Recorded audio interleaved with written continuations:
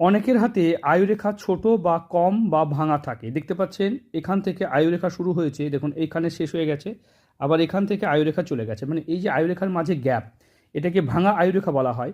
কিন্তু পাশ থেকে যদি কোনো রেখা এরকমভাবে একদম পুরো মস্তিষ্ক রেখায় ঠেকে থাকে, তাহলে এটা সাপোর্টিং লাইন বা এটাই মেন আয়ুরেখা হিসাবে কাজ করে। তাই এরকম কন্ডিশনে জীবনহানি বা জীবন যে ক্ষতি, যা জীবন সংক্রান্ত যে বিপদ, সেগুলো কিন্তু ঘটে না।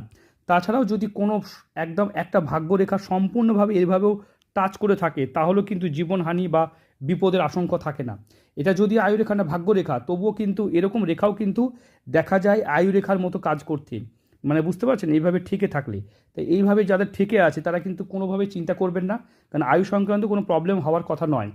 হ্যাঁ, তবে একটা জিনিস আপনার দেখা যেতে পারে, বারবার একটু বিপর্যয় দেখা যেতে পারে। সতর্ক সাবধান হলে এগুলো ঠিক হয়ে যায়। যারা হাত দেখাতে ইন্টারেস্টেড, এই নাম্বারে যোগাযোগ করবেন।